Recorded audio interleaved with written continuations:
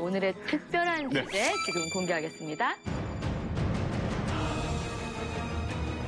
충격 폭로, 김정은 시대 버림받은 사람들. 네. 쌤, 네. 버림받은 사람들은 누굴 얘기하는 걸까요? 약간 차별당하고 막 그렇죠. 안 좋은 조건에서 막 살고 막 되게 힘들게 하는 사람들 아닙니까? 이분이 대단하다요. 되게 마음 아픈 일. 장수원 이분이 참 씨는 대단해요. 보통 분이 아니네. 아니. 앞으로 나라 대통령이 되겠다는 이해력이 빠른 것 같아요. 장수원 씨는 어떤 사람을 말하는 것 같아요? 그냥 뭐 김정은한테 어차피 이렇게 이런 거 못하는 사람들 아닐까요? 충성 못하는 사람? 아니 여기 아부나 뭐 이렇게 충성심 많이 안 보이는 사람들? 네, 바로 북한 사회를 말할 때 절대 빠질 수 없는 거 바로 출신 성분인데요. 인도의 카스트 제도보다 더 심하다는 북한의 그 출신 성분 때문에 고통받는 사람들의 이야기를 해볼까 합니다. 오늘 이만갑을 찾아주신 탈북 미녀는요. 할아버지가 6.25 국군 포로라는 이유로 5번 탈북을 하신 분입니다. 이향순 씨 소개합니다.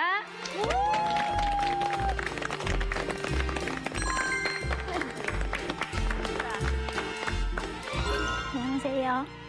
할아버지가 6.25 국군 포로란 이유로 탈북할 수밖에 없었던 이향순이라고 합니다.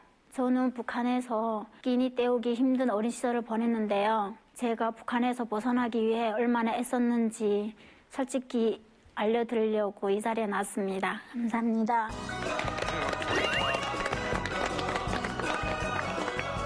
할아버지가 어떤 분이셨어요? 제가 아빠한테서 듣기로는 할아버지가 이렇게 6.25 때 북한에 6.25 전쟁 나갔다가 네, 다시 이렇게 한국에 고향으로 돌아오려고 했는데 네. 간첩으로 돼가지고 그래서 고향에 뭐 돌아오지 못하고 북한에 남게 됐다고 하더라고요. 그래서 북한에서 국군 포로 가족이라고 하면은 어린 사람들은 모르지만 이렇게 부모들이 얘기하고 보면은 저 사람들이 뭐 남조선 핏줄이라고 얘기를 해요. 네. 그러면 국군 포로 가족이라면 엄청나게 차별을 많이 하거든요. 길가에 지나가다가도 국군 포로 가족이라고 하면은 많이 막 뒷소리하고 손가락질하고 네, 막 얼굴 뻔뻔하게 쳐들고 다닌다고 네, 그런 얘기를 많이 해요. 그 북에서는 그러니까 손자 아니에요, 손녀. 네. 딸도 아니고. 손녀인데도 그런 대우를 받아요? 네, 아빠도 대학 가기로 했는데 대학도 못 가고 일도 이제 마음 놓고 마음대로 할 수가 없거든요. 옆에 사람들 하도 이렇게 손가락질을 많이 하고 많이 이렇게 하니까 얼굴도 제대로 막 이렇게 쳐들고 못 하나요. 배급도 똑같이 안 줘요? 아니요. 다 달라요. 1년에 한 번씩 이렇게 식량을 주거든요. 근데 거기서 강냉이 제일 나쁜 걸로 이렇게 해서 분배를 했었어요. 못된 놈들. 네, 근데 그거 뭐 1년에 한 번씩 주는 것도 그거 이제 먹고 살기 힘들어요.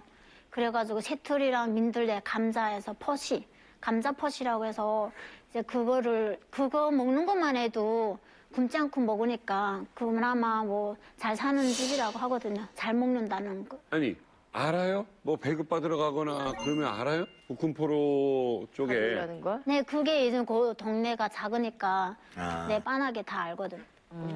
5번 탈북을 시도했다면 4번 북송을 된 거잖아요. 네. 처음 실패해서 북송된 게 몇 살 때예요? 12살이에요. 12살이에요. 그때 좀 먹고 살기 힘들고 끼니 때우기도 힘들어가지고 엄마랑 같이 무산에 이렇게 장사로 갔어요. 장사로 갔다가 이제 밤에 이제 역전해서 잤는데 아침에 눈 뜨보니까 이렇게 돈지갑에 이렇게 먹이라 거는 거예요. 네, 그거 아침에 눈 뜨고는 그거 이제 다 도둑 맞힌 거예요. 그래서 뭐 너무 속상해가지고 어디 갈 데도 없고 해서 앉아서 엄마랑 둘이서 울고 있는데 그 어떤 아줌마가 와서 뭐 도와준다고 하더라고요. 그래서 중국 가면은 하루만 돈 벌면은 진짜 많이 벌 수 있다고 해서 그래서 저희들은 그냥 그 말 믿고 같이 따라갔거든요. 근데 아침이 되니까 여자 3명은 한 명씩 데려갔거든요. 근데 엄마랑 저랑 둘이 남았는데 부럭화가 와서 아지미는 애가 달렸기 때문에 데려가는 사람이 없다고 알아서 뭐 북한에 나가던가 알아서 가라고 그러더라고요. 여자들 다 판 거네요. 네. 너무 다행입니다. 네, 근데 저희들은 일단 중국에 왔으니까 북한에 나가면은 죽는 목숨이거든요. 그래서 거기서 나와서 하룻밤 동안 계속 이제 길을 걷다가 버스 탔는데 그 안내원이가 조선족이었어요. 근데 엄마랑 저 둘이 그 한국말 이제 조선말을 하는 걸 알아듣고 이제 그 경찰에다가 신고를 해서 한 달 만에 엄마랑 같이 붙잡혀서 이제 고초를 많이 당했겠어요? 네 잡혀가지고 뭐 벌부 생활도 하고 저기 꽃바꾸도 이제 꽃바꾼 뭐예요? 꽃바꾸는 거기 노동 단련대인데 제인들이 거기 이제 들어가는 데거든요. 꽃바꾸라는 게 그 러시아어에서 유래된 거거든요. 꽃바꾸라는 게. 근데 거기에 보면은 민법이나 형법을 적용을 안 시키고 일단은 노동당이 주관을 해서 이 사람들을 단기적으로 교양을 해서 내보내는 거라 일단 형법엔 적용이 안 돼요. 교화소군요, 일종의 교화소. 네, 네, 교화소 비슷한 건데 아무튼 단기 시간에 임시. 그럼 애들은 어떻게 버텨요? 애들은 거기서 뭐 그냥 가벼운 일하고 그리고 뭐 배고파도 엄마 배고파나 밥 줘 이래도 밥 뭐 줄 사람이 없고 거기뿐 아니라 보이부에서도 뭐 애들도 있거든요. 보이부도 뭐 꽃받고 아니라 보이부도 이렇게 애들도 있어요. 네, 한 달 정도 제가 그 보이부에 있었는데 거기서도 이제 어른들이 이렇게 가만 앉아 있다가 자세가 조금만 흐트러지면은 막 구두발로 막 차고 이간나더라 가만히 있지 못해 이러면서 이제 막 그러고 애들도 사정 없어요. 애들이라고 봐주는 거 아니거든요. 4번을 탈북하시고 4번을 북송당했잖아요. 네. 그러면 그렇게 북송당하시면서 가장 견디기 힘든 게 뭐였습니까? 그때 한국에 오다가 아빠랑 엄마랑 잡혔거든요. 그래가지고 그때 잡혀서 보위부에 북송됐어요. 보위부 나가서 이제 국군 포로 가족이지만 한국 오다가 잡혔으니까 그걸 이제 알아가지고 그걸 해서 너네 한국 가다 잡혔나 해서 아니라고 하니까 이제 그걸 사실대로 알고 싶어서 사람을 엄청나게 때리는 거죠. 이렇게 많이 이제 때리고 막 몸에 피가 멈추지 않을 정도로 사실대로 말하라고. 근데 안 말하면 죽을 때까지 때리는 거죠. 아버지가 맞은 걸 봤어요? 그 구르장에 감옥이 있어요. 조그만 감옥이 있는데 그 이제 가족들은 따로 이제 가둬였거든요. 네. 같이 안 가둬놔요. 그 옆에 이제 다 들리는 거예요. 막 아파가지고 소리 지르는데 맞고 나서 조사 다 받고 끌려 들어오는 거예요. 아버지가? 제 감옥은 여기 있는데 그 아빠랑 엄마랑 있는 감옥은 옆에 이렇게 연결돼 있어요. 그러면 다 맞고 조사 받고 나서 들어갈 때 다 끌려 들어가요. 피가 엄청 흘리고. 아버지 얼굴 아직도 기억나요? 맞았을 때? 네, 기억이 나요. 그 조그만 그 개구멍 같은 그런 새살창으로 이렇게 지나가는 거 봤거든요. 끌고 가는 거. 근데 아빠 모습을 걷지도 못하고 온몸이 피투성이었어요. 아빠가 한 번씩 맞을 때면 저 막 나가서 아빠 살려달라고 하고 싶었는데 갇혀서 나가지도 못하고 어떻게 할 수가 없었어요. 그 소리만 듣고 눈으로 볼 수밖에 없었어요. 거기다가 향순 씨 아버지는 국군 프로의 아들이었잖아요.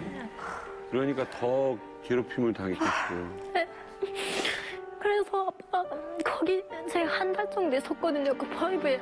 근데 한 달 내내 엄마랑 아빠랑 항상 그렇게 맞고 들어오는 거예요. 얼마나 아팠으면 그렇게 남자가 맞으면서 소리를 그렇게 비명을 지를까. 너무 가슴이 너무 아프고 각자 그 옆에 달려가고 싶었는데 갈 수가 없었어요. 그때 16살이었거든요, 제가. 그래서 다 기억을 하는데 마지막으로 아빠가 불려 나갔다가 조사받고 또 끌려 나가더라고요. 그래서 새살창으로 잠시 내다봤는데 거기서 차가 한 대 대기하고 있고 아빠를 태우고 가더라고요. 그래서 아빠가 어디 가나 그냥 그때는 생각을 못 했었거든요. 엄청 맞고 끌려 나갔으니까 걷지 못하는데 막 질질 끌고 나가는 거예요. 근데 나중에 알고 보니까 엄마가 말한 게 정치부 수용소로 끌려갔다고 그런 얘기 하더라고요. 근데 그게 마지막으로 아빠 모습을 본 게 마지막이었어요. 온몸에 피투성이로 끌려나갔던 모습. 그 이후로는 소식도 못 듣고 지금은 살아 계시는지 돌아가셨는지 소식 전혀 모르고 있어요. 아버지한테 무슨 얘기 한마디 한다면 무슨 얘기를 제일 하고 싶으세요? 그때 못했던 얘기 중에 가장 마음 아픈 게. 그때는 사랑이란 단어 전혀 몰랐거든요. 지금 아빠가 너무 보고 싶고 사랑한다고 얘기하고 싶고 아빠라고 계속 불러보고 싶어요. 두려웠으니까 무서웠고. 추석이 되면 아빠가 계속 찾아와요. 추석이 되면 아빠가 살아계시는지는 모르겠는데 돌아가셨는지 그걸 모르겠어요. 근데 추석이 되면은 아빠가 계속 저를 계속 불러가지고 제 눈에 계속 보여요, 아빠가.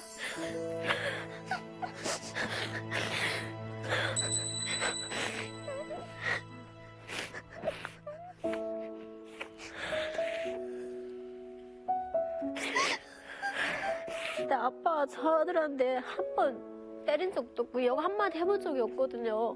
엄청나게 저를 이뻐해줬어요. 근데 마지막 모습이 막 맞아가지고 제 발로 걸어도 못 나가고 끌려서 나가는 그 모습이 아빠가 돌아가시지 않았을까. 그게 제일 불안해요. 항상 아빠가 살아계신다 마음만 계속 가지고 있었거든요.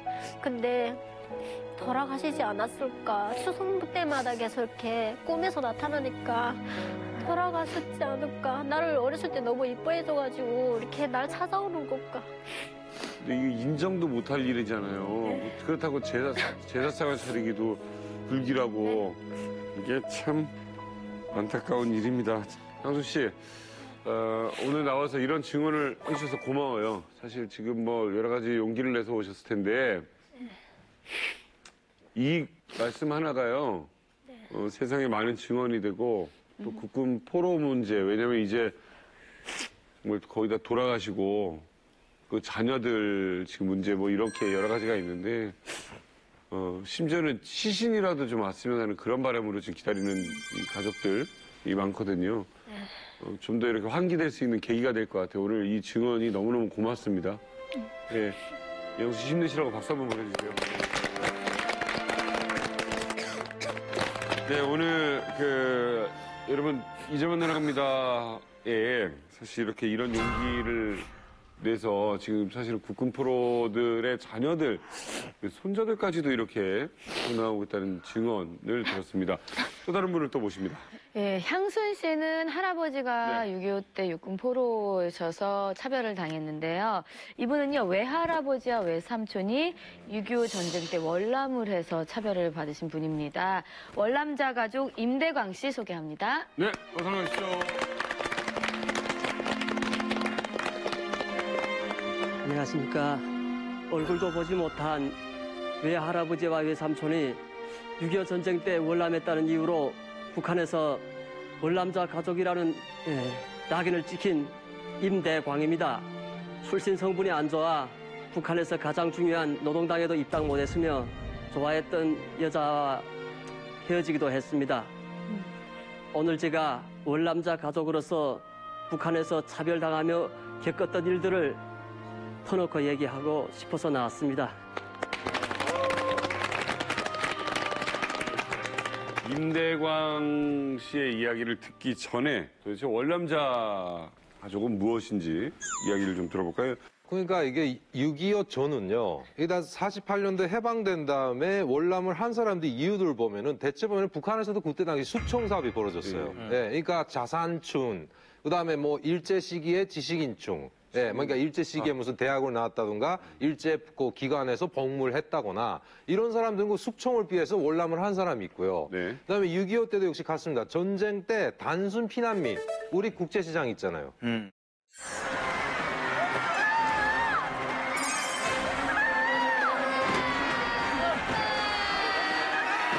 그렇게 온 사람도 북한에서는 월남자 가족으로 예, 이렇게 차별을 하고 그다음에 전쟁 시기에 또 그 뭐지 만약 국군이 올려 밀었을 때 국군을 도왔다. 예, 도왔다가 다시 국군이 밑으로 내려갈 때 같이 내려간 사람. 네, 이런 식으로 이렇게 분류가 되는데 기본적으로 북한은 3계층 51부류라고 해서 계층 제도를 그 기본 계급 무슨 계급 세 개 계급으로 나누고 그 세 개 계급을 또 다시 51부류로 나눠요. 그러니까 이 사람 말은 그런 사항들이 다 51부류로 이게 세분화된 나누어진 그런 계층 일종의 북한판 디아스포라, 빅팀 디아스포라라는 이런 표현을 할 수 있겠죠. 임대광 씨, 월남자 가족이라고 하면 그야말로 출세하는 거는 불가능한 겁니까? 그러니까 출세를 하려면 기본적으로 입당부터 먼저 해야 되는데 입당이 안 되거든요. 입당이 잘 안 됩니다. 그러니까 특출한 그 공로가 없이는 입당하기가 엄청 힘듭니다. 그러니까 본인이 무슨 아무리 똑똑하고 뭐 공부 잘하고 한다 해도 출신 성분만 나쁘게 되면 그게 발전하는 길이 딱 제한되고 막히는 겁니다. 그렇지만 또 뭐 저보다 뭐 덜 공부 잘하고 뭐 덜 똑똑한 사람이 있다 해도 출신 성분만 좋게 되면 그 사람들은 또 발전할 수 있는 길이 있는 거죠. 그럼 국군포로 가족 다음으로 차별을 받는 거라고 예, 봐도 돼요? 국군포로 가족이 제일 나쁜 계층이고 그 다음에 그 아마 제 생각에는 월남자 가족인 것 같습니다. 도대체 어떤 차별을 받으셨나요? 그러니까 6.25 전쟁 때 전 진짜 외할아버지하고 저 외삼촌이 주위에서는 그 월남 한걸 봤다는 사람들이 있고 또 우리 할머니는 절대로 우리 그 남편과 아들이 월남을 안 했다고 그 신분을 소개해야 되니까 계속 의심받고 조사받던 중이었는데 우리 그 저 할머니가 그때 당시 평양 제약공장에서 그 제약공장 보육원 부원장을 하셨거든요. 네. 하셨는데 보육원 그 부영들이 자기 자녀들을 잘 돌봐달라고 뭐 제약공장에서 나오는 의약품도 갖다 주고 생활필수품들을 갖다 준 거 있었는데 그걸 받았습니다. 할머니가 받았으니까 그 뇌물 그런 죄로 해갖고 월남자 가족이라고 계속 조사하던 상태이니까 그걸 한 몽둥이에 때려갖고 저 양강도 운흥군 쪽으로 추방 보낸 겁니다. 그래 우리 할머니가 우리 어머니 형제들 다 그 데리고 저 추방 내려오신 거죠. 내려와갖고 저희 아버지하고 어머니하고 둘이 만나서 그때 저희가 태어난 겁니다. 태어났는데 그때 어릴 때 보게 되면 저희 아버지가 엄청 저 어머니 좀 원망하셨거든요. 네.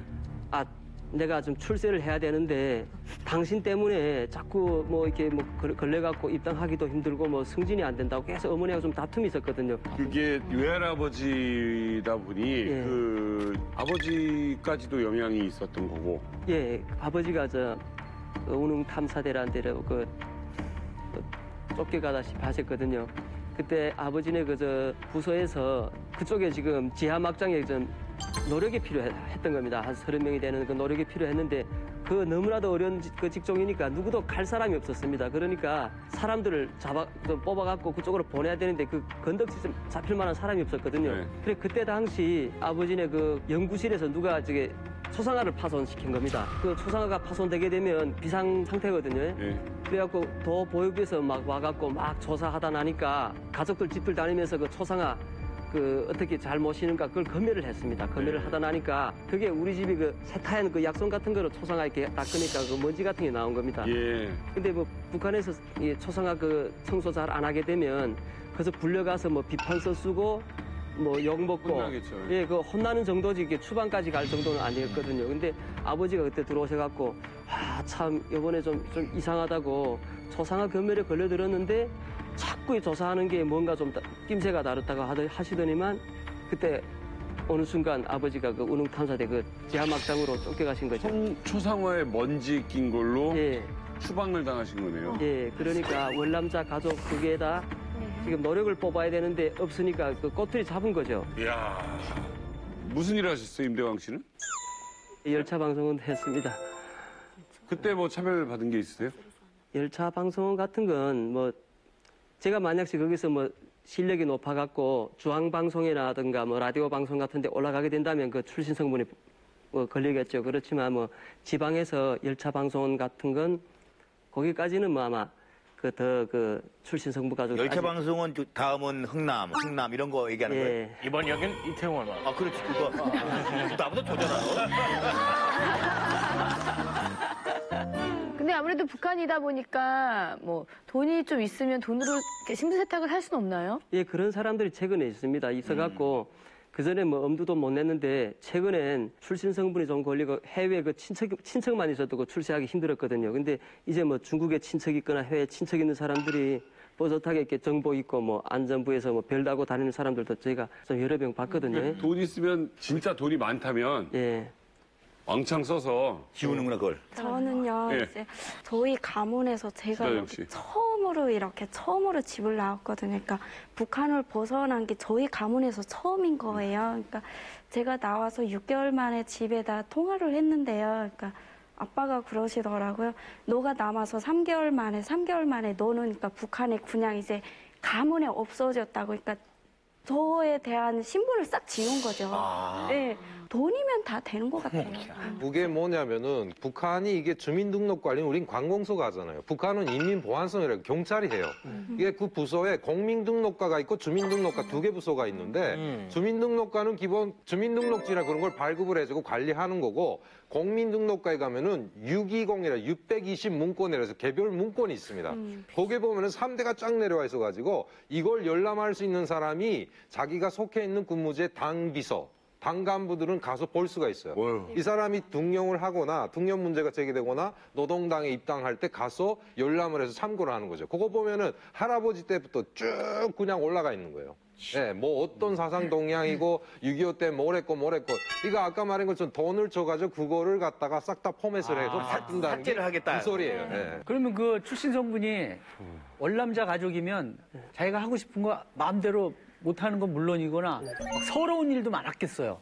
뭐 저희 동생도 저 군사복무 했거든요. 군사복무 했는데 저희가 저 뇌물을 좀 몇 개 갖고 평양시 그 주변에 그 좀 군사복무 좀 수월하게 할 수 있는 데가 보냈습니다. 보냈는데 걔가 자기 처지를 모르니까 계속 입당을 하겠다고 부대에서 계속 집을 찾아오는 겁니다.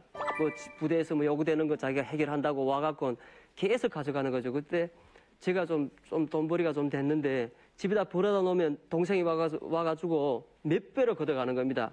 혼자만 오는 게 아니고 인솔 군관을 데리고 옵니다. 장교를 데리고 와갖고 집에서 파먹고 또 가져가고 그래가지고 제가 너무 마지막엔 힘이 붙여갖고 우리 집에 출신 성분 걸리는 것 같은데 너 절대로 노력해도 안 된다. 그러니까 그저 군사복무만 무사히 마치고 오너라 했는데 얘는 그거 믿어 안 지는 겁니다. 그러니까 부모님들도 설마 해갖고 얘기 안 했구나. 계속 더 내가 투자를 안 하니까 온 동네 방네 다니면서 모두 그 돈도 끄고 뭐 물자 같은 거 뭐 남들한테 빌려갖고 계속 부대 보냈거든요. 그래갖고 동생이 그 군사복무하고 제대될 때 입당도 못하고 대학 추천도 못 받고 끝내 그 제대되고 말았습니다. 그때 진짜 그 제일 그 할아버지하고 저 외삼촌이 원망스럽고 막 그 좀 분통하더라고요. 동생은 얼마나 그랬겠어요. 돈은 다 갖다 써서 미안하지. 되지는 않지. 동생은 지금 어디 있어요?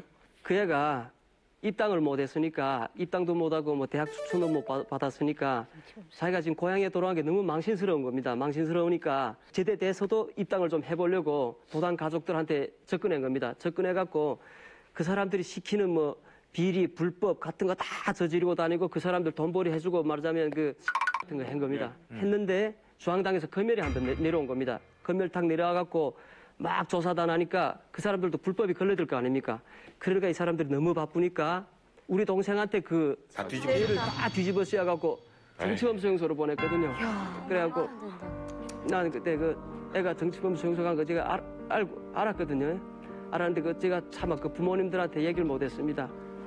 그러니까 부모님들은 애가 없어졌으니까 어디 가지 몰라 하는데 제가 그 정치범 수용소에 갔다 하게 되면 또 부모님들이 막 쓰러지고 막 할 것 같아갖고 제가 얘기 못하고 왔거든요. 여기 올 때 왔는데 부모님들은 제가 와갖고 한 1년 만에 계속 모셔오려 했는데 부모님들은 그 애가 정치범 수용소 간 걸 모르고 북한의 그 교도소랑 교도소는 다 돌아간 겁니다. 그래 3년 동안 돌다가 부모님들 귀로 직접 어디서 알아본 겁니다. 그 애가 이렇게 정치범 수용소 가서 못 나온다 하니까 그때 다 포기하시고 오신 거죠. 그래서 임대강 씨도 형순 씨처럼 뭐 그런 차별 때문에 탈북을 하게 되신 거죠. 네, 그 북한 사회에 대해서 염증도 느끼고 네. 정말 막 한멸을 느껴갖고 탈북은 항상 생각했거든요. 네. 이 땅에서 더는 살 것 같지 못해갖고 아무 때나 이 땅을 떴으면 좋겠다고 계속 그랬지만은 정작 진짜 탈북하게 된 동기는 저희 집사람이 그때 그 제 그 첫 딸을 임신해갖고 막달이었습니다. 막달이었는데 출산 직전까지도 그 집사람이 벌어먹고 살겠다고 뛰어다니고 집 나르고 다녔으니까 출산 예정일이 훨씬 앞당겨 지금 진통이 온 겁니다. 그래 밤에 제가 일을 보고 밤에 집에 들어갔는데 집사람이 막 심상치 않은 겁니다. 그래갖고 뭐 여기 같은 뭐 119나 뭐 택시 같은 거 부르면 뭐 당장 갈 수 있는데 그런 게 없으니까 제가 집사람을 얻고 그때 밤 12시 지나갖고 제가 시병으로 달려간 겁니다. 4층이 산부인과인데 그 당직 의사가 한 명 계시더라 말입니다. 그 여자분인데 막 깨어갖고 집사람이 지금 급하니까 좀 봐달라 하니까 그 의사가 막 짜증을 내면서 하여튼 그 산대에 누워보라고 그래갖고 집사람이 산대에 누웠거든요. 누우니까 뭐 들여다보더니만 발이 나왔네 하더니 애 발이 나왔다고 그러니까 저보고 빨리 출산 준비 해가지고 오라 해갖고 정신없이 나가갖고 그 시장 주변이고 막 온 동네 뛰다니며 막 남의 집 문 두드리고 해갖고 초도 사고 뭐 나무도 사고 담요도 가져오고 그다음에 가재천도 사갖고 병원으로 막 달려왔습니다. 오니까 올 때 벌써 애기 울음소리가 나더라고 그래서 막 4층에 뛰어올라 보니까 집사람이 혼자 그 산대 위에 그 철판 위에 누워 있더라 말입니다. 원래 그게 뭐 원래 뭐 보 같은 게 깔려져 있어야 되는데 그 병원에서 자기네가 세탁하기가 싫으니까 보다 치워버리고 철판 위에다가 덩그렇게 있더라 말입니다. 그래갖고 제가 가갖고 그 가재천으로 그 뭐 애기 다 싸고 해갖고 그 집사람 침대에서 그 받아 내렸거든요. 내려갖고 북한 병원이라는 게 뭐 약도 없지 뭐 뗄감도 없지 아무것도 없으니까 먹을 것도 없지 하니까 지금 출산을 해도 뭐 어떻게 그 이별을 시키지 못합니다. 그래갖고 새벽에 빨리 전 집으로 데려와야 되는데 뭐 새벽에 차가 있습니까? 뭐 집사람이 올 땐 제가 업고 왔는데 이제 2명이니까 지금 업고도 못 오질 않습니까? 깐난애기인데 이제 막 태어난. 그래 너무 바빠갖고 그 주변에 그 우리 역전이 있었거든요. 역전에 막 밤에 짐 구루마꾼들이 구루마에서 잠을 잡니다. 비닐방 막 뒤집어 쓰고 잠을 자는데 그 사람들 내가 깨워갖고 돈 500원을 줄 테니까 이렇게 좀 사람 좀 실어서 가자 하니까 구루마꾼이 구루마를 빌려주더라 말입니다. 그래갖고 구루마에다 그 짐 구루마에다 그 담요 이불 놓고 집사람하고 그 애기 싣고 그 뭐 도로도 뭐 비포장 도로인데 그걸로 지금 막 깨고 그 집사람 그 구루마 싣고 막 오는데 그 유치원 그 옆을 지나가는데 거기다 뭐 세상에 부러움 없어라 뭐 어린이들은 나라의 왕이다 뭐 이런 게 막 써 있는 게 한땐 그런 게 그 무심코 뭐 지나가며 보고 뭐 별다르게 안 생각했는데 그날 그거 보니까 막 눈에서 막 불이 일더라 말입니다. 뭐 어린이들은 나라의 왕이라는데 이거 진짜 구루마에다가 애를 싣고 산모를 이렇게 싣고 제가 이렇게 비포장 도로를 막 이렇게 덜렁덜렁 끌고 막 오니까 막 속에서 막 불이 일고 막 그렇더란 말이다. 그래갖고 저까지만 해도 그 땅에서 차별받고 진짜 지옥 같은 세상에서 살았는데 새로 태어난 그 새 생명한테 우리 딸한테는 그런 우리 같은 삶을 물려주고 싶지 않더라 말입니다. 그래갖고 제가 출산한 그 다음 날로 중국을 건너갔거든요. 가갖고 그때 탈북 루트를 찾았습니다. 탈북 루트 찾고 막 그래 해갖고 그 인원으로 해갖고 제가 집사람이랑 애기랑 다 데리고 나중에 탈북하게 됐고요. 데리고 왔다고 할까봐 너무 조마조마하면서 들었거든요. 지금 애기 몇 살이에요? 지금은 11살입니다. 어머. 이런 얘기 알아요? 예, 뭐 최근에 좀 우리가 얘기해줬습니다. 좀 크니까 이제 예. 애기 막 잘 놀 거 아니야. 학교 다니고 친구들도 있을 테고. 네. 예쁠 것 같아. 자기도 뭐 북한에 있는 걸 몰랐거든요. 저희가 와갖고 북한이란 걸 또 출시성분 감췄구나. 절대로 얘기 안 했습니다. 얘기 안 했는데 애가 어느 때가 철이 딱 들어갔고 집에 찾아오는 게 북한 사람들이고 앉으면 우리가 북한 얘기하고 또 뭐 행사 같은 데 가게 되면 북한 행사에 가지 않습니까? 그러니까 이건 우리가 뭔가 하고 계속 물어보더라 말입니다. 물어봤는데 그때도 그저 아빠 친구들이다, 엄마 친구들이다 막 이래 해거든요. 근데 어느 날 애가 학교 갔다 오더니만 막 우는 겁니다.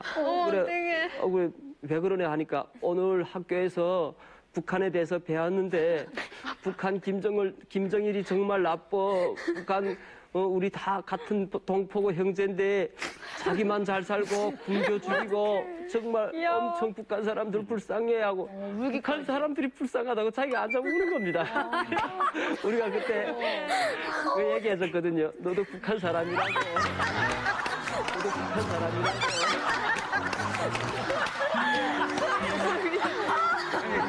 그랬더니요. 그다음에 애가 막 너무 놀래갖고 그래갖고 진짠가 해서 저희가 제가 얘기해줬거든요. 그래 아빠가 너한테 그런 삶을 뭐 안겨주기가 너무 싫어갖고 우리가 목숨 걸고 이렇게 달보고 했다고 하니까 아니, 이게 감사할 것 같아요, 아이. 근데 죄송합니다. 우리가 지금 슬픈 얘기인데 좀 재미도 하고 약간 그래서 근데 지금 부인께서는 대한민국 생활에 잘 적응하셨고요. 네, 좋아합니다. 집사람이 얘기하거든요. 그때 당신 말 안 들었으면 우리가 과연 어떻게 살았을까? 둘째는 없어요? 있습니다. 둘째는 한국에서 났어요? 예. 그러면 엠브라스 타고 갔어요? 예, 그래갖고 제가 그 집사람한테 그때 못 해준 그걸 다 하느라고 제가 좀 신경을 썼습니다. 너무 좋은 남자입니다. 병원에 사는 산부인과도 가서 뭐 입원도 시키고 뭐 또 뭐 먹고 싶단 거 뭐 다니며 좀 와, 너무 우리가 아직까지 세상에. 들었던 북한 남자에 대한 이미지랑 완전 달라요. 사실 일반적으로 북한 사람 하면 가부장적이라고 그러잖아요. 그렇죠. 완전 다른데. 개땡 같은 소리 하지 말라는 거예요. 저는 이 사람 임대관 씨하고 같이 탈북했어요. 그러니까 같이 탈북하니까 태국에서 우연히 만나게 되고 맷사이 수용소에서 거의 한 달 이상을 같이 고생을 하다가 대한민국에 왔잖아요. 근데 그 과정에 네. 이 사람은 아기를 어린 아기 아이자 말한 딸내미 있잖아요. 네. 그 더운데 아기를 그냥 배낭처럼 여기다 업고 더 제가 감동을 한 것이 이 임대관 씨는 배낭으로 이따만한 걸 쥐고 있는데 거기에다가 중국에서부터 아기가 먹을 우유 사탕이고 이거 그런 거를 꼬박꼬박 쌓아놓고 매일 아기한테 구석에서도 간식 주고 하고 완전히 구미아오게 했는데 어느 날 밤에요. 자는데 배가 고파서 잠이 안 오는 거예요. 갑자기 임대관 씨가 쑥 와가지고 나한테 이렇게 손에다 우유 사탕을 쥐어줘. 와, 막 눈물이 나더라고. 그러니까 애기 먹을 걸 나한테 주는 거예요. 이게 그렇게 지국정성으로 돼요. 그래서 아니, 이 남자 말씀하셨지만 대박이라고 그랬어요. 북한 남자가 아니야. 완전 한국 남자도 저런 남자는 인기 짱이죠. 감옥동지라는 거예요. 자, 그게. 엄청 마누라를 사랑하고 가정적인 남편이시고 이게- 너무 멋지세요. 유현 씨 아무튼 뭐. 우리 얘기 듣다 보니까 예. 너무 제가 흐뭇해 죽겠네. 네, 맞아요. 행복한데 여기서 출신 성분 얘기를 많이 하는데 네. 그게 도대체 어떤 건지 잘 모르시는 분들을 위해서 우리 이소연 씨가 브리핑 해주시겠습니다.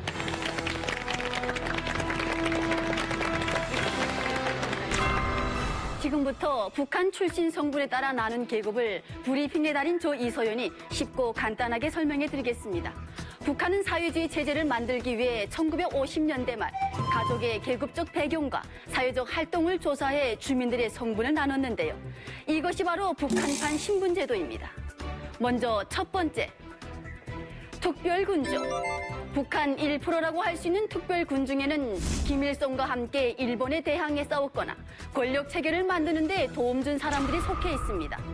이들은 직장에서 승진, 좋은 학교 진학, 진료 혜택은 물론 북한의 고위 간부직을 맡을 수 있는데요. 특별군중답게 혜택도 아주 특별합니다. 두 번째, 핵심 군중. 전사자 가족, 접견자, 영웅 가족으로 이뤄진 이 계층도 주로 북한에서 중요한 직책을 얻게 됩니다. 여기서 한 가지 주목해야 할 점은 바로 접견자. 접견자란 김부자를 만난 사람들을 말하는데요. 김부자를 만나기만 해도 신분이 상승돼 핵심 계층에 속할 수 있게 되는 거죠. 다음 세 번째, 기본군중. 북한의 기본군중에는 일반 노동자와 농민, 그리고 병사가 속해 있습니다. 이들은 하급 간부나 기술자로 일하고 있는데요. 이 계급 중 아주 극소수만 핵심 계층으로의 진출이 가능합니다. 네 번째는 복잡한 군중. 이 계층은 남한 출신 가족, 월남자 가족이 속해 있습니다. 즉 사회 정치 생활이나 가정 또는 주위 환경에서 정치적으로 복잡한 문제가 있는 사람들인 거죠. 이들은 북한 정권이 무너지거나 나라 사정이 어려워지면 바로 배신할 수 있는 것으로 인식됩니다. 마지막 다섯 번째는 적대계급 자녀분자. 반국가적 행위를 한 월남자 가족이나 친일파, 간첩은 적대계급에 속합니다. 이들은 북한에서 가장 최하위 계층으로 대부분 추방당하고 늘 감시를 받으며 사는데요. 가족 중 한 사람이라도 이 계층에 해당되면 가족 모두 진학이나 배급의 혜택을 받지 못하고 엄격한 제한과 감시를 받게 됩니다. 충격통로 김정은 시대 버림받은 사람들. 지금까지 북한 신분 제도에 대해 파헤쳐봤는데요. 본격적으로 북한에서 버림받은 사람들이 직접 경험한 이야기가 밝혀집니다. 지금까지 이만갑 브리핑의 이소연이었습니다. 되게 잘해요. 특별군 중에 접견자. 그래요, 접견자. 김정일, 김일성 만났다는 이유. 만났다는 게 그게 근데 그렇게 만나기가 어려운가 보죠? 그러면 접견자라는 게 단체 사진 200명 찍을 때 있는 게 접견자예요? 아니면은 앞에서 이렇게 악수라도 한 번 하는 악수예요. 앞에서 악수하면 50cm 안에서 영접한 사람들이 적견자. 단편적으로 우리 고모가 적견자거든요. 우리 집에 가문에 적견자가 많은데 우리 고모부가 이렇게 보안원인데 보안원에서도 그 높은 급에 있었어요. 그러다가 뇌물을 많이 받아먹다니까 이렇게 제대됐어요. 근데 우리 고모가 큰 기업소, 1급 기업소에서 적당비 사람에서 김정일을 일단 직접적으로 이렇게 했거나 적견을 하고 뭐 안내를 다 하고 딱 적견하고 끝이 나니까 우리 고모부가 다시 복귀하더라고요. 접견자는 규정이 돼 있어요. 접견자는 김일성이나 김정일이가 이렇게 악수를 하고 업무에 대해서나 특히 개인 문제, 근데 꼭 제대하고 대학에 가라고, 건설대학에 가라고, 그러면 열심히 군사복무 잘해가지고 꼭 대학에 가라고. 근데 김일성이는 또 가면은 나한테 편지 쓰라고. 뭐 이렇게 사람이네. 친서. 그 정도 겪은 그 규정이 돼야지 접견자는. 북한 핫 이슈를 말하다. 태영호 북한 외교관 탈북 소식입니다. 네.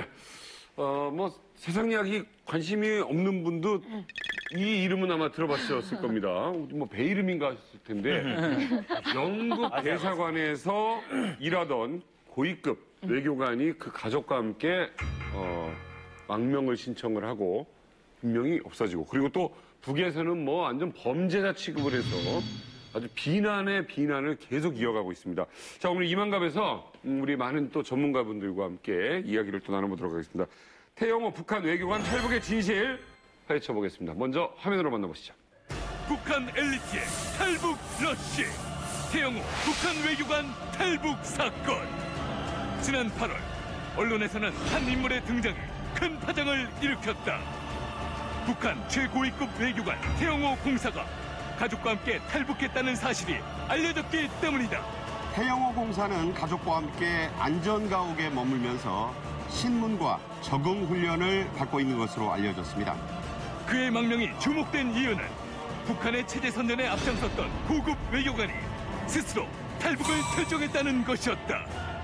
그리고 얼마 후 밝혀진 북한 소기시 간부의 탈북은 북한 엘리트 측의 붕괴를 예견케 하는데, 김정은 시대가 거듭될수록 늘어나는 북한 고위 측의 탈북. 오늘 이만갑에서 태영호 북한 외교관 탈북 사건의 진짜 이야기가 공개된다. 그러니까 뭐 이번에 그 태영호 공사 같은 경우에는 이제 이미 사전에 우리는 이제 그런 일이 벌어질 것이다 하고 예측을 하고 있었습니다. 특히 이제 김정철이가 그 영국에 나타나서 그 뭐 에릭의 공연을 본다 그러다가 그 전 세계에 이제 노출이 됐거든요. 네, 맞아요. 북한에서 보면 그거는 엄청난 정치적 사고입니다. 기자들이 분명히 와 있었거든요. 그렇죠. 예, 기자들도 했는데 저희들도 이렇게 보건데 야 저게 어느 촉보기관에서 작업을 한 게 아니냐 하는 거 막 냄새가 났었거든요. 그게. 김정철이가 뭐 영국만 가는 게 아니고 신문 세탁하고 미국이고 일본을 다 다니거든요. 그 사람들이 동부나라를 다니고. 그러니까 아마 북한에서는 그때 당시 영국 대사관을 아마 심도 있게 조사를 했을 거예요. 둘 중에 하나 아닙니까 이게. 대사관에서 정보가 샜거나 그렇지. 아니면은 우연히 어떤 기자가 발견했다는 소리인데 조사를 해보니까 이거 기자가 우연히 발견한 건 아니다 하면은 대사관에서 비밀이 생 거죠. 그렇죠. 그걸 조사하는 과정에 뭐 대사부터 그 이인자 태영호 공사까지 조사하다 보면 이제 뭐 사생활도 드러나고 그다음에 이 정보를 누가 알려줬겠느냐 어떻게 해서 샜겠느냐 하니까 결국은 이제 태영호 공사 쪽으로 아마 그것이 집중된 것 같아요.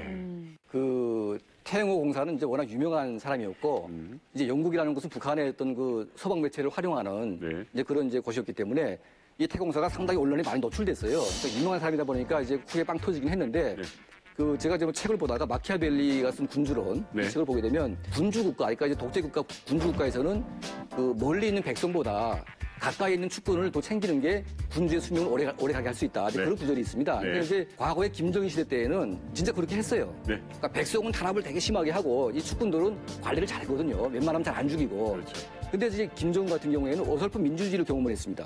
그러니까 자기가 인민에게 참 잘 보이고 싶은 마음이 있나 봐요. 그래서 스킨십을 많이 합니다, 이 사람이. 네. 그러면서 자기 축군들에게는 굉장히 엄격하게 관리를 하고 있는데 네. 심지어는 이제 현영철 같은 사람들은 그 인민무력부장 이 사람이 전다고 쏴주겠습니다. 그러니까 마구 쏴죽이다 보니까 이게 신뢰가 확 떨어지는 거죠. 네, 간부들이. 그리고 이제 그 더 큰 문제는 뭐냐면 이 김정은 자체가 정책의 일관성이 없고 자기 독단적인 그 정책을 많이 쓰고 있어요. 그러다 보니까 이제 막 정책이 우왕좌왕하고 그 정책의 실패의 결과를 본인이 책임져야 되는데 그걸 전부 다 간부들에게 뒤집어 씌운다는 얘기죠. 그렇죠. 많은 간부들이 이제 상당히 실망감을 느끼고 지금 아주 이제 마음이 떠나가는 이제 그런 과정인 것 같습니다, 보니까. 그래도 그 1%의 그 사람들이 불만이 없기 때문에 이 북한 체제가 유지가 된다, 붕괴되지 않는다라는 얘기를 했었는데 그런데도 왜 고위층 탈북이 늘어나는 걸까요, 강철환 선생님? 예, 그러니까 이제 그게 북한 내부에 과거에 김정일 시대 때 볼 수 없었던 약간 세력화되는 파벌 싸움이 벌어지고 있습니다. 그러니까 이제 장성택이 그 처음으로 그 파벌을 만들었고요.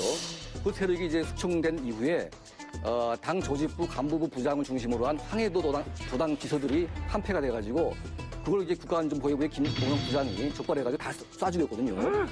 근데 그 사건이 발생한 이후에 국가안전보위부 내에 뭐 어떤 부부장이 있는데 이 부부장을 중심으로 세력화도 되는 겁니다, 이게. 또. 예, 그러니까 김원영 부장이 이끌고 있는 국가안전보위부가 너무 과도하게 권력을 휘두르고 있고 너무 세가 세다 보니까 이 보위부에 붙지 않으면 사람들이 살 수가 없는 거예요. 그러니까 웬만한 해외 내야벌이 간부들이 이 보위부에 다 줄을 대가지고 다 세력화가 됐는데 이 보위부 간부가 문제가 생기면 그 라인은 몽땅 죽이는 겁니다.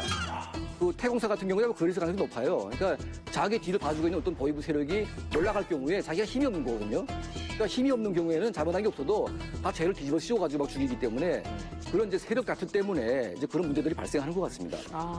김정은이가 국내 사정 때문에 외교권은 좀 그렇게 그 사이에 신경을 못 돌렸던 것도 문제가 있겠고요. 그러다 보니까 김정일 시기에 파견됐던 외교권에서 태영호 공사 같은 거는 상당히 높은 지위에 있었는데 그보다도 이번 사건의 핵심이 어느 정도 그 부각이 된 게 뭐냐면은 와이프하고 가족들이죠. 다 같이. 네, 그러니까 솔직히 말해서 이게 외교권에서 한 10년 동안 일을 하다가 다시 그 갇힌 우물 안으로 들어가려면 누가 들어가겠어요? 네. 그러니까 그 외국 생활에 물들은 것도 있고 뭐 알기에도 뭐 상당한 골프 매니아로 알고 있는데요, 와이프가. 아, 골프채 잡는 대신에 똥바가지 지라면 누가 지겠습니까? 절대 안 지죠. 그러니까 북에 들어가서 더 좋아지란 보장도 없고. 그렇죠. 그러니까 이제 이거 태공사 같은 경우에 뭐냐면 그 일반 외교관 같은 경우에는 3년에 한 번씩 북한에 들어가야 됩니다. 그러니까 들어가서 사상 교육을 받고 사상이 검증이 되면 다시 나올 수가 있는데 이 태공사 같은 경우에는 10년 동안 있었다는 얘기죠. 한 번도 중간에 안 가고? 예, 그러니까 일반 외교관하고 다르다는 얘기입니다. 그러니까 이제 그 유럽 같은 경우에는 그런 분들이 굉장히 많아요. 그러니까 이게 그 가족과 함께 보내면서 10년 동안 한다는 것은 소위 그 김정은의 신임이 아주 크다는 것을 이제 검증하는 것인데 그러다 보니까 이제 그 아이들이 북한에 갈 새가 없었던 거 아닙니까? 못 가죠. 예, 그러니까 유럽에서 태어나가지고 유럽에서 쭉 크다 보니까 얘는 유럽 아이가 된 거예요. 그러니까 이런 애가 평양에 가게 되면 적응을 할 수가 없습니다. 그러니까 이 아이의 발언 때문에 그 가족이 이제 전부 다 수용소로 갈 수밖에 없는 그런 위험성도 있기 때문에 아마 이제 그 아이의 장래 문제를 많이 고민했던 것 같아요. 아, 근데 확실히 영국의 물이 좋네요. 투블럭도 하고 이렇게 강남 사람 같아요. 인물이 좋다고 아까 박은혜 씨가 예, 멋있는 것 같아요. 예. 그죠? 젊었을 때도 더 잘생겼을 것 같아요.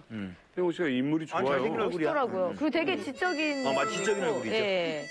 전 아까 그 사진 보고 심신 씨랑 같이 있는 줄 알고 저 사람이 심신. 맞아. 나는 저기 배우랑 닮았네. 실화에 있던 앤디. 약간 앤디 느낌이 나요. 맞아, 앤디. 제가 얘기를 듣다 보니까 그 태영호 외교관이 항일 빨치산 필줄인지 아닌지라는 그 말들이 많은데 항일 빨치산이 도대체 뭔가요? 제가 쉽게 알려드리겠습니다. 북한에서 김일성을 항일무장 투쟁을 했다라고 미화를 하고 있는데요. 그 항일무장 투쟁의 정당성을 부여하기 위해서 만든 계층이 바로 항일 빨치산입니다. 그러니까 일제 강점기 시기에 일제를 처물리치기 위해서 김일성이 투쟁을 했는데 그때 김일성에게 충성을 맹세하고 일본과 싸웠다라는 거죠. 그래서 이 항일 빨치산 계층이라는 이 사람들은 본인뿐 아니라 그 가족까지 정말 대대로 북한에서 특별한 대우를 받는 사람들이다라고 생각하시면 됩니다. 김주성 선생님, 태양호라는 인물은 빨치산의 핏줄입니까? 그러니까 그런 소리 나와 있죠. 예, 정확히 보면 그 태병렬이라고 해서요. 그 이자 마렘 빨치산 중에 일원이었던 사람이 있어요. 김일성과 같이 싸움을 했다는데 그 사람의 아들이다 어쨌다 뭐 이런 소리도 나와 있는데 그런 추측이 나올 만한 근거가 뭐냐면 일단은 북한 외교권도 자본주의 국가, 사회주의 국가의 레벨이 달라져요.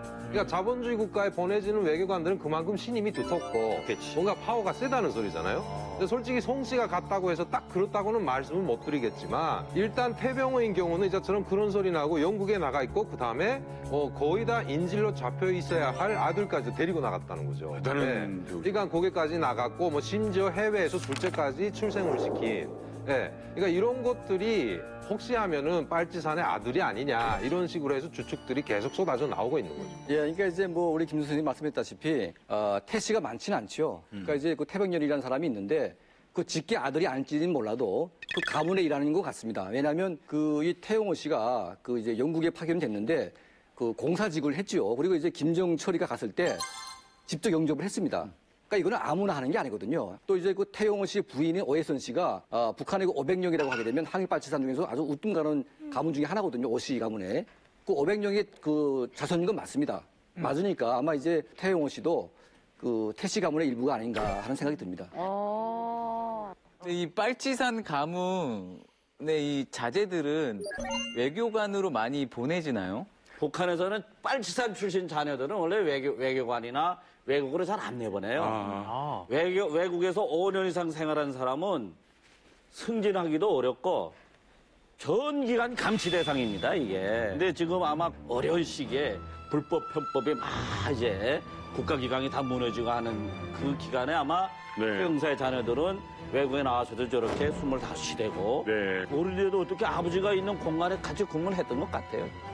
근데 제가 궁금한 게 태공사가 이번에 오면서 그 500만 불이죠. 64억을 가지고 왔다고 하는데 이게 어떤 분은 가져왔다, 어떤 분은 또 안 가져왔다. 그러는데 사실 이런 64억이란 거액이 어디서 생겼고 어디서 가져온 건지 궁금하거든요. 예, 그러니까 이제 북한에서 그러니까 이제 그 89년도에 동유럽이 이제 붕괴가 되지 않습니까? 그러니까 이제 그때 북한은 동유럽과의 경제 관계를 많이 했는데 그게 붕괴돼 버리니까 이제 그 정책을 바꿉니다. 바꾸면서 서유럽의 거점 국가를 만들어내는데 4개의 국가가 있습니다. 하나는 독일, 이탈리아, 스위스, 영국. 그러니까 독일 같은 경우에는 이제 벤틴용차를 대량으로 수입하는 역할도 했고 이탈리아 같은 경우에는 이제 김씨 일가의 사치품들, 그러니까 뭐 가방, 벨트, 뭐 신발 이런 걸 다 이제 또 했고요. 스위스 같은 데는 이제 뭐 옷시계라든지 뭐 에메랄드 치즈, 뭐 스위스 와인 같은 것도 수입을 했습니다. 그리고 이제 영국 같은 경우에는 그 영국의 금융 자본을 활용하겠다고 김정은이 마음먹었어요. 김정일이가. 그래서 소위 붉은 자본가라는 걸 키워가지고 영국의 런던의 금융시장에 투입을 시켜가지고 뭐 환율, 채권, 주식 이거 다 했어요. 실제로 최세용 씨라고 이제 그 붉은 자본가로 나가 있다가 망명하신 분이 있는데 그때 이미 수백만 달러를 벌어가지고 김정은에게 바치기도 했습니다. 그래서 그러다 보니까 영국에는 이제 북한의 김정은의 그 검은 자금들이 많이 투입이 돼 있고 그 자금들이 이제 차명 계좌로 다 이제 관리가 되고 있다는 얘기죠. 그러니까 이제 그 태공사 같은 경우에는 그 계좌를 관리하다 보니까 고액의 돈을 빼돌릴 수 있는 가능성이 있다고 저는 봅니다. 저 북한에 지금 오신 저 태공사처럼 북한의 주요 인사가 한국에 망명을 하게 되면은 북한에 정보를 제공하지 않습니까? 그러면 한국에서 대가를 나라에서 돈을 준다는데 이번에 그 태공사님도 돈을 받게 되는 겁니까 그러면? 그렇죠. 그러니까 정확한 원칙은 이제 태공사나 이제 나 같은 사람들이 자유대안으로 올 때게 이제 뭐 비행기나 뭐 무기 같은 거 가지고 오면은 그 가격을 해주고. 그렇죠, 그 가격. 제일 중요한 건 이제 정보거든요. 정보가 A급, B급, C급이 이렇게 나눠져 있어가지고 아 이게 진짜 A급 비밀이다 이것이. 그러면 그 시대 그 금액으로 계산해서 이제 주는데 우리 대한민국 정부가 결국은 사는 격이죠. 그렇죠. 정보를 돈 주고 사는 거예요. 그래서 우리나라에 오신 분 중에 가장 돈을 많이 받은 사람이 그 이웅평 대령. 비행기 값을 받았다고. 그렇죠. 이웅평 대령은 이제 비행기를 미국 19기를 가져왔는데 그걸 우리 대한민국에서 이제 샀고 그다음에 그 A급 비밀이 많으니까 한 10억 정도를 받았는데 15억 받았습니다. 10억 받았는데 그러니까 그 비행기가 지금 전쟁 기념관에 지금 전시돼 있습니다. 나 본 것 같아. 전쟁 기념관 밖에 있는 거. 밖에 있는 거기입니다. 태영호 공사는 어느 정도 볼까요? 태영사 글쎄 김정철이하고 저렇게 행동을 했으니까 아마 우리 대한민국 정부에서 한 5억 정도는 줘야 그걸 다 사지 않을까 생각합니다. 얼마 정도 예상하세요, 강찬호 선생님? 그러니까 이제 뭐 태영호 공사가 이제 해외 나가 있었기 때문에 북한 권력 내부의 핵심 정보를 잘 모를 수 있습니다. 그런데 이제 소위 그 김씨 일가의 어떤 그 개인 비자금들, 이 비자금이 스위스나 영국에 상당히 이제 있기 때문에 그런 비자금들을 이제 알아내는 정보들은 상당히 중요하다고 봐야죠. 은행에 관련해서. 예, 그러니까 그런 것들을 포함하면 아마 한 2억, 3억 정도는 받지 않을까. 또 중요한 정보가 또 있어요. 그러니까 옛날에 황재현 선생이 왔을 때 그 노동당 정치국 후보위원으로 됐다는 이제 송두율 씨 그 증언을 한 적이 있었거든요. 근데 그 인적 정보가 중요하죠. 간첩이 어디 있냐. 그러니까 소위 해외에 파견된 간첩들이 꽤 있는데 이런 것들을 아마 알고 있으면 상당한 정보 가치가 되니까. 그거는 이제 한 건에 5억이니까 뭐. 네, 간첩 하나에 5억이니까. 정말 웬만한 간첩 하나 잡게 되면 뭐 엄청난 거죠. 예. 우리가 간첩을 신고해서 잡아도 5억을 주나요? 그렇죠. 오, 간첩을 잡으러 다녀야겠네요. 아니.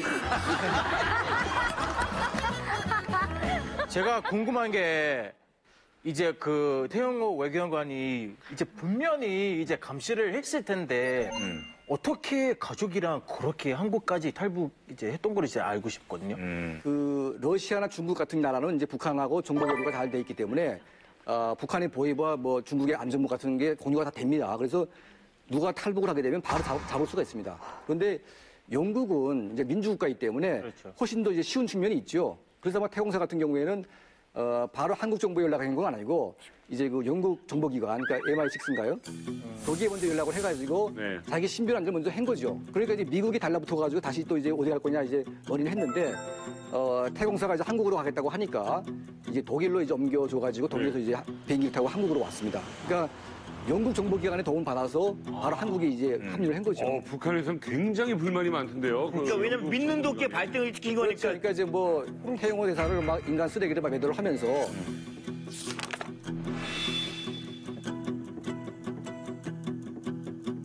지금요, 최고 궁금한 게 하나가 있습니다. 자, 이제 영국 대사관은 누가 가서 일할 거예요?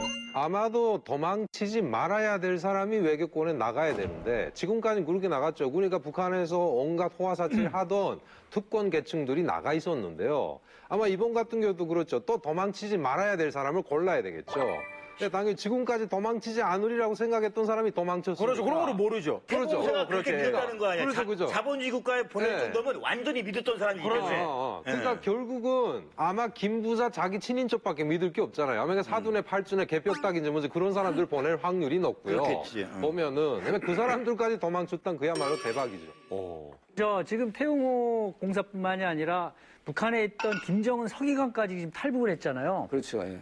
그 측근들이 지금 계속 탈북을 하고 있는데 앞으로도 이런 일들이 계속 벌어질 것 같은가요? 북한을 가만 들여다보면 여기 지금 어떻게 보면 김정은이 통치 지반을 강화하는 과정에 과도적 현상이 나타나는 걸로 지금 보이거든요. 그러니까 김정일이 통치할 때에는 그 300만 명을 굶겨 죽인 거 아닙니까? 김정일이 그 통치 시절에.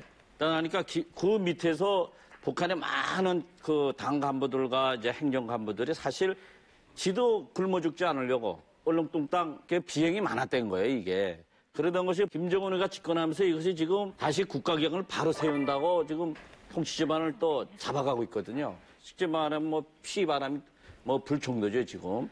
그러니까 그런 와전 중에 이제 태영호 검사 같은 사람들도 나에게도 위험이 오는구나. 이런 것이 이제 포착되는 거죠. 야, 이제 진짜 센 사람 한 명 또 올 것 같은 느낌이 이제는. 그럼 김정은? 그럼 김정은?